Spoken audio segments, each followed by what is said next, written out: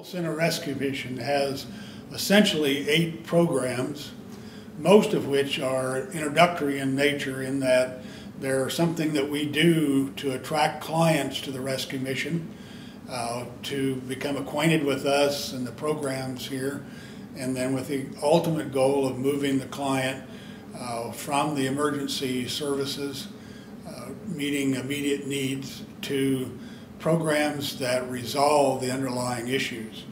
Our programs begin with the emergency lodging program. There's a daily average of 78 men, 7 women, and 2 children, for a total of 87 people in the emergency lodging program. Then the New Life program, in its various phases, has a daily average of 31 men, 22 women, 14 children.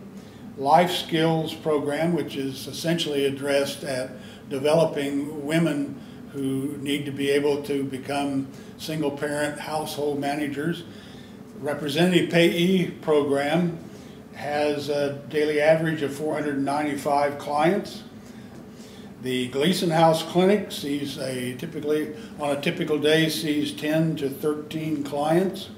We serve 271 meals every day to all the clients in the various programs. We typically give out 147 pieces of clothing, and there are about 18 people who filter in and out of the Courtyard program on a daily average as well. Amazing grace,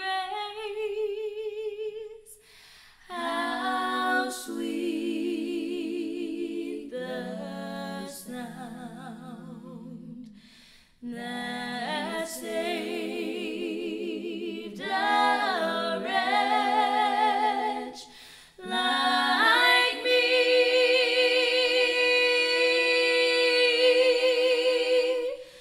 I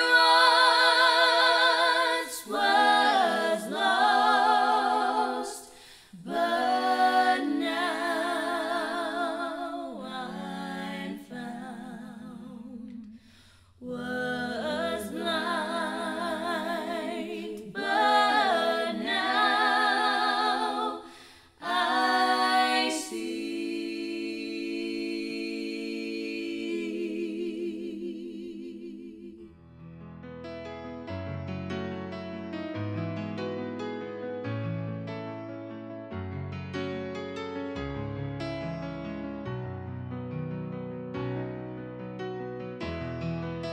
My name is Alan Foster. I am 39 years old, and I am currently in the HH program, the aftercare of New Life. My name is Samantha Radine. I'm 22 years old, and I'm in the drug addiction program. And I got here in March of 2009. Okay, my name is Pam. I was in the Life Skills program. I'm 56. I came to New Hope in 2009, July. My name is Dallin Potter. I'm in the New Life program here at the Gospel Center Rescue Mission. And I first entered on July 16th, and my intake interview was July 30th.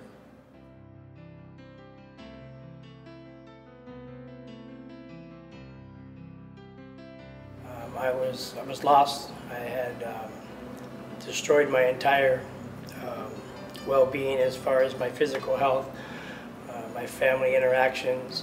I was on the streets homeless. It was a terrible time in my life that I needed help.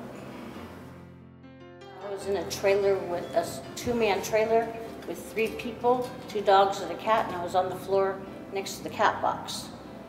It was very depressing. I've struggled with alcohol for 20, 30 years. I've been in and out of AA. I've done behavioral health. I was in Kaiser outpatient, but ran out of insurance. So having addiction wasn't something just new to me. I relapsed in March, got my 2 kids taken away, and I wanted to get them back, so I wanted to put myself in a live-in program.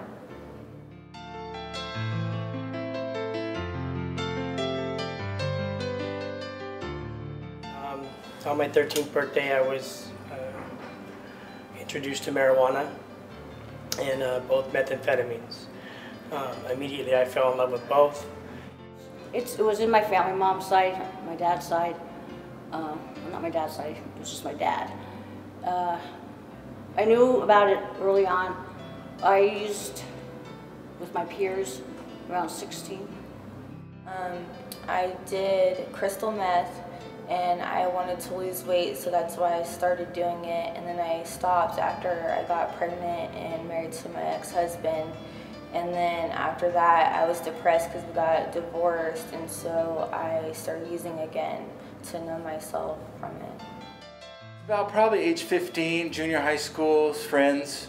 Alcohol was, I believe, my first episode, and then I didn't continue with that on a regular basis. No, it just, over the years, it just progressed.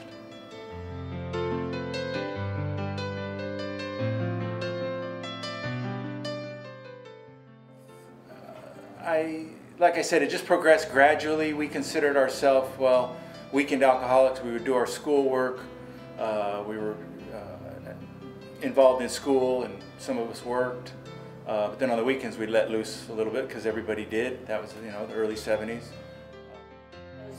I ran out of places to go, and I was I felt lost and abandoned by my family and everybody. 5 years into my addiction was when I had my first son. Becoming a responsible parent was really not even an option for me. I was married to this drug in my life. We'd laugh about it, and everybody was doing it or everybody did it. But then it just progressed, and I found that I was, once I started, I couldn't stop.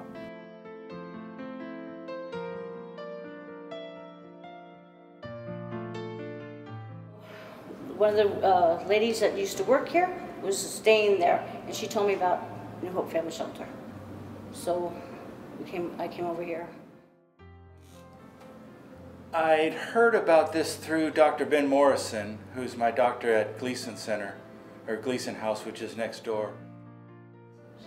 I was over on California Street at Empowerment Inc. for 2 weeks, and they closed down. So then my counselor, Deborah, brought me over here and said that this was a safe place to be at.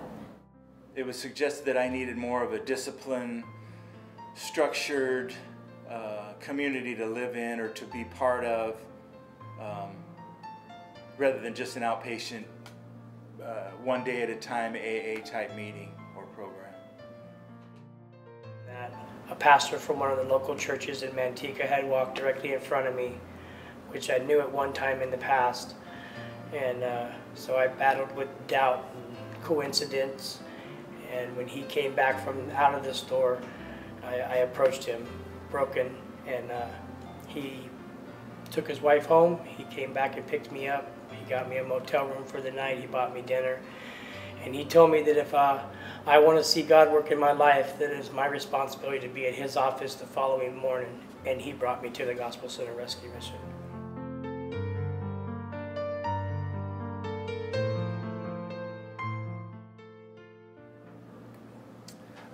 Getting I would say a better outlook on my life and what my problems were. Every day I'm learning more and more about myself. A friend. Well, I've learned to look in the mirror, to examine myself, the way I think, the way I look at other people now. I'm no better than anybody else that's out there still struggling with homelessness or addiction. Things take time. I've learned appreciation, gratefulness, sharing. I learned a lot. I learned my goals are attainable. I learned trust and being part of a family again. How to set boundaries with people, take care of my responsibilities. I've been doing relapse prevention for the drug addiction track. Also, work therapy helps us to get back on our feet and get motivated to go out there and look for jobs and learn how to cope with it.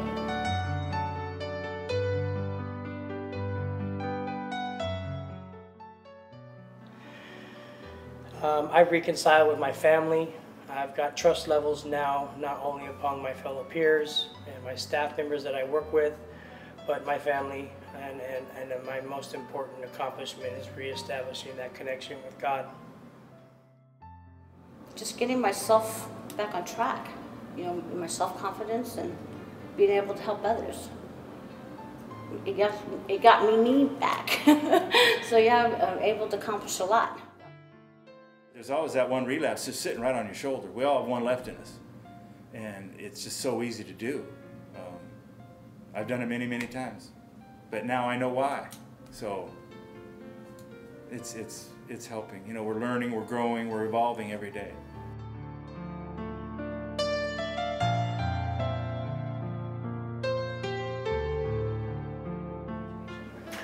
Never give up hope. At the deepest time of your life, when you're feeling that there's nothing else, there is someone there, and it's a God that cares about you. And if you give yourself a half a chance, He'll be there to help you get through and make it. If you're doing drugs or alcohol, please go and get help. You may think you're not addicted, but it can catch up to you quicker than you know it, and you don't want to lose what you love in your life, so please go get help. But I would just say don't give up. I almost gave up to a point to where I wasn't going to commit suicide, but I was on my way to killing myself if I kept doing what I was going to do.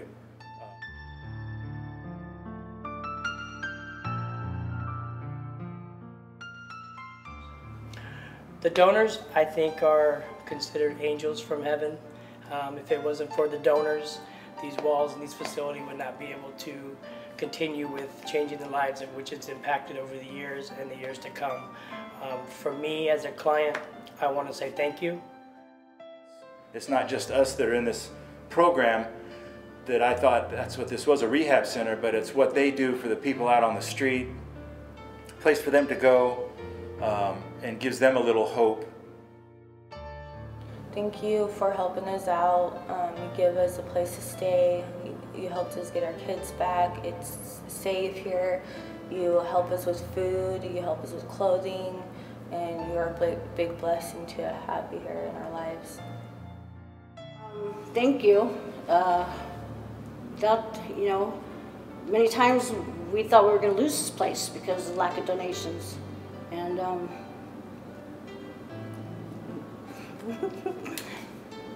thank you. Yeah, just for a safe place to go, even though it's not the safest place in Stockton, but we all feel secure. We're all getting, you know, I've been here for almost a couple months now, getting to know some of the guys better, some of the counselors and some of the personnel, a place to eat, a safe place to sleep. And we do have fun here. It's not like, you know, people think of a rehab center and it's not all gloom and doom. It's, you know, it's more of a positive community that we create here. Thankful for clothes on my back, food in my stomach, my daughter's stomach, a roof over our head, a safe place to be at, and to just help us get through everything.